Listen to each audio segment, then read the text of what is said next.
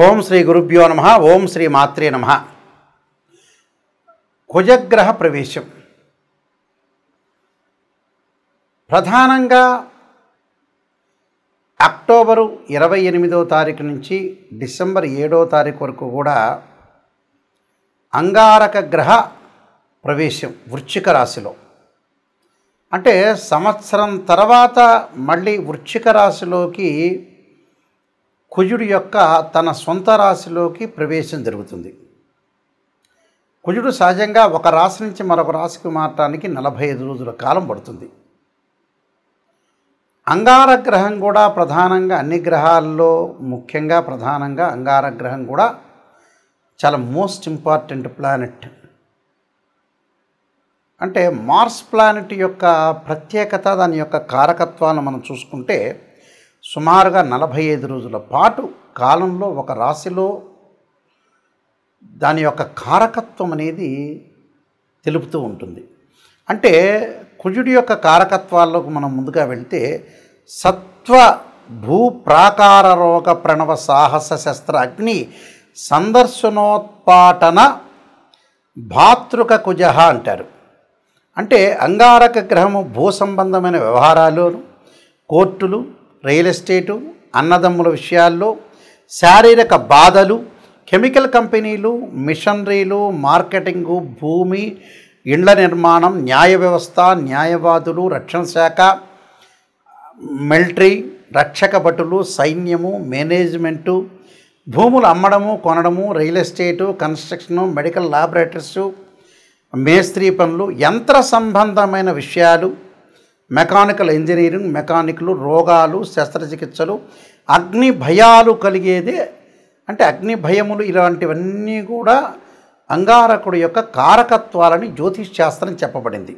అంటే సత్వ భ్రూ ప్రాకార రోగ ప్రణవ సాహస శస్త్ర అగ్ని సందర్శోత్పాటన భాతృక కుజ అన్నారు. అంటే కుజుడు సహజంగా మనకి ఇవన్నీ కూడా గోచారరీత్యా చెప్పబడే ఫలితాలు. బర్త్ చార్ట్కి గోచారానికి చాలా లాట్ ఆఫ్ డిఫరెన్స్ ఉండాలి, గుర్తుపెట్టుకోవాలి. సహజంగా ఎలా ఉంటుందంటే మృగశిర చిత్త ధనిష్ట నక్షత్రంలో ఎవరైతే జన్మించారో వాళ్ళు కుజమహర దశలో జననం అనేది ప్రారంభమవుతుంది. కుజుడికి వృశ్చిక రాశి, మేషరాశి స్వక్షేత్రాలైతే, అలానే నీచస్థానం కర్కాటక రాశి అవుతుంది. కర్కాటకానికి ఆపోజిట్లో ఉన్న ప్రధానంగా మకర రాశి ఉచ్చక్షేత్రం అంటారు. కర్కాటకం, సింహం, కన్య, తుల, వృశ్చికం, ధనస్సు, మకరం. మకరంలో ఉచ్చ ఉంటే దానికి సప్తమ స్థానం, కర్కాటకం నీచస్థానం అవుతుంది. అంటే భూ సంబంధ వ్యవహారాలు కానీ, కోర్టులు కానీ, రియల్ ఎస్టేట్ కానీ, కన్స్ట్రక్షన్ కానీ, ఇవన్నీ కూడా సైన్యము, మేనేజ్మెంట్, ఇవన్నీ కూడా తెలిపేది కుజుడు.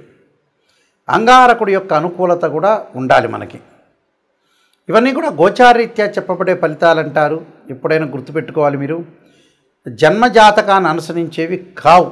50% మన చేతుల్లోనే ఉంటుంది.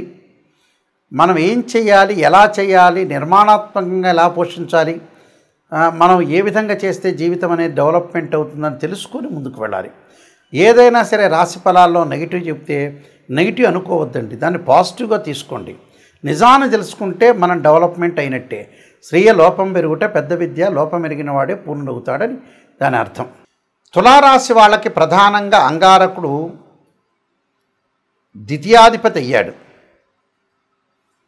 ద్వితీయాధిపతే కాకుండా సప్తమాధిపతి అయిన కుజుడు ద్వితీయ స్థానంలో ఉండటం వల్ల ఎలాంటి ఫలితాలు వస్తాయి? కుటుంబ పరంగా వివాదాలు కలగకుండా, వైఫ్ అండ్ హస్బెండ్ రిలేషన్లో కుటుంబ పరంగా తండ్రి తల్లి, అలానే భార్యాభర్తలు, తండ్రి కొడుకు, తండ్రి కూతురు, తల్లి కొడుకు, తల్లి కూతుర్లు, ఇలాంటి సంబంధ బాంధవ్యాలు, దగ్గరగా వచ్చే సంబంధాలు, మేనమామలు, పెదనాన్నలు, ఇలాంటి వాటిల్లో కొంత సహనంగా ప్రవర్తించండి. బంధుమిత్రులతో విరోధ భావాలు, ఆవేశము, కోపము తగ్గించుకోండి. లౌకిక జ్ఞానంతో వెళ్ళటం చాలా ఇంపార్టెంట్ ఇక్కడ. ఎందుకంటే 2వ స్థానంలో కుజుడి యొక్క సంచారం వల్ల అసత్వము సతతం క్లేశం సర్వకార్య వినాశనం అంటారు. అంటే ఎంతో నిజాలు, ఏదైతే నిజాలు చెప్పటం, తర్వాత ఏదైనా సరే సర్వకార్యాలన్నీ కూడా లేటు జరిగే అవకాశాలు, సదా దుర్జనం సంపర్క భీతస్యాధ సగే కుజి అన్నారు. అంటే రకరకాల చెడు వాళ్ళతోటి, మిత్రులతోటి, బంధువులతోటి కలిసే అవకాశాలు, అలానే చెడు వ్యక్తులతో స్నేహం చేయటం వల్ల కూడా ఇబ్బందులు కలుగుతాయి. అంటే చేయి వృత్తి వ్యాపారాల యందు చాలా జాగ్రత్త ఉండాలి. దుర్మార్గులతో ఇబ్బందులు కలిగే అవకాశాలు ఎక్కువ ఉంటాయి. అలానే కార్య ఆటంకాలు, ధన ఆటంకాలు, అలానే గొంతు సంబంధమైనవి, చెవి, ముక్కు, గొంతు సంబంధమైన వ్యాధులు రాకుండా చూసుకోవాలి. కుటుంబంలో అన్నదమ్ముల మధ్యలో కూడా మూలకంగా గొడవలు రాకుండా చూసుకోవాలి. నేత్ర రోగాలు, చూడరాని దృశ్యాలు చూడటం వల్ల, వినరాని మాటలు వినటం వల్ల అపకీర్తి పాలయ్యే అవకాశాలు ఎక్కువ ఉంటాయి. కాబట్టి అపకీర్తి కలగకుండా శాస్త్రం చెప్పినట్టుగా, శాస్త్రంలో ఏది చెప్పారో అదే మనం పాటించాలి సనాతన ధర్మంలో.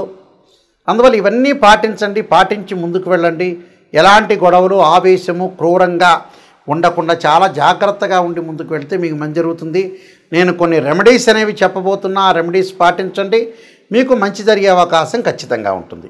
ఈ రాశుల వాళ్ళకి ముఖ్యంగా కుజగ్రహం అనేది అనుకూలంగా లేకపోతే అంగారక పాశుపత రుద్రాభిషేకము, కుజ జపము, అలానే కుజుడి యొక్క అభిషేకాలు, కందులు, ఎర్రని వస్త్రము, ఎర్రని గొడుగు, ఎర్రని పూలు దానం చేయమని చెప్తారు. ముఖ్యంగా అంగారకాగ్ని శక్తి అస్తాయ ధీమే తన్నో భౌమ ప్రచోదయాత్ అనే మంత్రాన్ని, తత్పురుషాయుందే మహాసేనాయ ధీమే తన్నో షణ్ముఖ ప్రచోదయాత్ అనే మంత్రాన్ని మంగళవారం ఉపవాసం చేయటం, అలానే ముఖ్యంగా 2 జంట సర్పాలను దానం చేయటం, రాహుకాలంలో దీపం పెట్టడం, ఇవన్నీ అందరికీ తెలిసినవే. ఎప్పుడు కూడా జీవితంలో మనం బాగుపడాలంటే నెగిటివ్ని తెలుసుకోవాలని పదే పదేసార్లు చెప్తున్నా. చాలామంది ఈ మధ్యకాలంలో మేము డెవలప్మెంట్ కావట్లేదు అనే వ్యక్తులకి ప్రధానమైన సూచన ఏంటంటే, డబ్బును ఎక్కడ సద్వినియోగం చేయాలో అక్కడ సద్వినియోగం చేయలేకపోవటం అనేది ముఖ్యమైనది. డబ్బు లేకపోతే పర్వాలేదు, లేకపోతే అతను ఏం చేయలేడు. డబ్బు ఉన్నవాళ్ళు కూడా ఏం చేస్తున్నారంటే వివాహాలు, పిల్లల యొక్క పెళ్ళిళ్ళు లేటు కావటం. కారణం ఏమిటి అంటే, భగవంతుడు మనకు మంచిగా జ్ఞానాన్ని ఇచ్చాడు.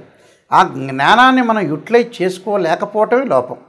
ఒక పర్సన్ ఉన్నాడనుకోండి, అతను మ్యారేజ్ బ్యూరోలో డబ్బులు ఎక్కువ అడుగుతున్నారని, లేకపోతే ఆస్ట్రాలజర్స్ ఎక్కువ అడుగుతున్నారని, లేకపోతే ఆ పెళ్లి సంబంధం వస్తే అంత దూరం హైదరాబాద్ నుంచి రాజమండ్రో, గుంటూరో, లేకపోతే హైదరాబాద్ నుంచి ఆదిలాబాదో, లేదా బాంబేనో వెళ్ళాలని డబ్బులు ఖర్చు పెట్టాలనే ఉద్దేశంతో డబ్బులు ఖర్చు పెట్టలేకపోవటం, సరైన సంబంధం వచ్చినప్పుడు చేసుకోలేకపోవటం, సరైన ఇల్లు వచ్చినప్పుడు తీసుకోలేకపోవటం, అంటే ఏదైనా కోర్టు సమస్యలు, కోపము, ఉద్రిక్తము, ఆవేశం బాగా పెరిగే అవకాశాలు కూడా కుజుడితోనే ఉంటాయి. అంటే మన చేతుల్లోనే ఉంటుంది. చాలామంది కూడా సంతానం అనేది వద్దంటాం, పెళ్ళిళ్ళు కూడా మ్యారేజ్ బ్యూరోలో ఇంత అడుగుతున్నారు, ప్రతి వాళ్ళు ఇంత డబ్బులు అడుగుతున్నారు ఉద్దేశంతో వాళ్ళు ఉన్నవాళ్ళైనా కూడా పిసినారితనంతో మళ్ళీ పిసినారితనం ఉందా అంటే లేదు, మళ్ళీ వాడు ఏదో సెల్లో, టీవీనో లగ్జరీగా వెళ్తూ ఉంటాడు. అసలు విషయానికి డబ్బులు ఖర్చు పెట్టడం అనేది నేర్చుకోండి. చాలామంది కూడా వివాహాలు కుజదోషం అంటారు. 2, 4, 7, 8, 12 స్థానాల్లో ఉంటే దాన్ని కుజదోషం అంటారు. 13 నక్షత్రాలకు కుజదోషం అనే ఎగ్జంప్షన్ ఉంటుంది. కొన్ని రాశులకు కానీ కొన్ని లగ్నాలకు కానీ కుజదోషం అనేది వర్తించదు. కేవలం వివాహానికి కుజదోషమే కాదు, శుక్రదోషం ఉంటుంది. ధనం సంపాదించిన కుజదోషమే కాదు, గురువు కూడా అనుకూలంగా ఉండాలి. అలాగా మనం చేసే పని అనేది ఏంటి, కరెక్టా కాదా అనేది తెలుసుకొని ముందుకు వెళ్ళాలి. ఎక్కడ మిస్టేక్ చేస్తున్నా ఆ మిస్టేక్ను మనం ఎలా సవరణ చేసుకోవాలి అనే విషయాల్లో మీరు చాలా జాగ్రత్తగా ఉండి డబ్బును దేని ఖర్చు పెట్టాలి, ఏది అవసరం, అతను నిజం చెబుతున్నారా లేదా. మా దానిలో కూడా ఆర్ఎంపీ డాక్టర్లు, ఎంబీబీఎస్ డాక్టర్లు, ఎంఎస్ డాక్టర్లు ఉన్నారు. సరైనగా మీకు అనుగుణంగా చెప్పే వ్యక్తులు కూడా ఉన్నారు చాలామంది. అంటే మీరు నెగిటివ్ను మీరు జీర్ణించుకోలేరు కదా. అందువల్ల అలాంటి ఆస్ట్రాలజర్స్ కూడా ఈ మధ్యన తయారైపోయి జ్యోతిష్యమే కరెక్ట్ కాదనే ఉద్దేశంతో తయారైన వ్యక్తులు కూడా ఉన్నారు. జ్యోతిష్యం అనే శాస్త్రం పర్ఫెక్ట్గా చెప్పేవాళ్ళు కరెక్ట్గా చెప్తారు. అది నిజాన్ని తెలుసుకోవాలి. నిజాన్ని తెలుసుకుంటే ఖచ్చితంగా బాగుపడతారు. ఇలాంటి విషయాలన్నీ కూడా చాలా జాగ్రత్తగా మీరు ముందుకు వెళ్ళాలి. నా పుస్తకాలన్నీ మీరు చదవచ్చు. ఈ కుజగ్రహం గురించి, వాటి గురించి, కాలసర్ప యోగం అనే పుస్తకము, కాలసర్ప యోగ చంద్రిక, రాహుకేతులు, ఛాయాగ్రహాలు, అలానే జాతక చంద్రిక, వివాహ మార్తాండము, సర్వదేవతా గోత్రపులు, స్వప్నశాస్త్ర ఫలదీపిక, బృహత్ పరిహార సింధు, ఇలాంటి number of books Mohan publication వాళ్ళు ప్రింట్ చేశారు.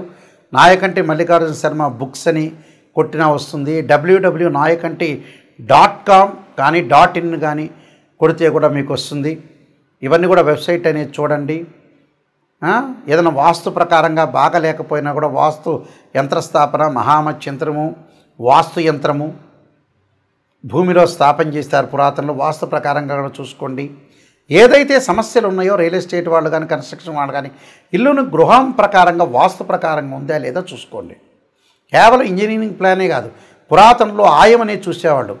అంటే ఆయం అంటే ఏంటంటే ధ్వజాయమని, సింహాయనమని, గజాయమని, ఖరాయని ఆయాలు కూడా ఉన్నాయి. ఆయాన్ని బట్టే మనం ఏదైతే పొడవు వెడల్పును లెంత్ను లెక్క వేస్తే మనకి ఏ ఆయం వచ్చింది, ఆ ఇంట్లో ఉంటే ధనం ఎంత, రుణం ఎంత, నక్షత్రం ఏంటి, ఆ ఇల్లు ఎన్ని సంవత్సరాలు ఉండగలుగుతుంది, ఇలాంటివన్నీ కూడా మీరు చూడండి. జ్యోతిష్ శాస్త్రం వాస్తు ప్రకారంగా ఎంతో డెప్త్గా వెళితే అన్ని విషయాలు రాశారని కూడా బయటకు వస్తాయి. ఖచ్చితంగా మా వెబ్సైట్ చూడండి, www.nayakanti.com ఆర్ nayakanti.in చూడండి. మీరు అన్నీ తెలుసుకోండి. ప్రతిదీ కూడా నా కాంటాక్ట్ నెంబర్ ఉంటుంది. ఆ కాంటాక్ట్ నెంబర్కి మీరు కాల్ చేయండి. ఖచ్చితంగా మీకు అన్ని విషయాలన్నీ కూడా క్లియర్గా నేను చెప్పేటప్పుడు కూడా మీరు వాయిస్ రికార్డింగ్ పెట్టుకోవచ్చు. జాతకం నేను చెప్పేటప్పుడు అందరూ కూడా must and should voice recording పెట్టుకోండి. నిజాలు తెలుసుకోండి. మీరు ముందుకు వెళ్ళండి. అబద్ధపు ముసుగులో ఉండొద్దండి. మీరందరికీ కూడా సుబ్రహ్మణ్య స్వామి యొక్క అంగారకుడి యొక్క అనుగ్రహం ఉండాలని ఆశిస్తూ సర్వే జనా సుఖినో భవంతు.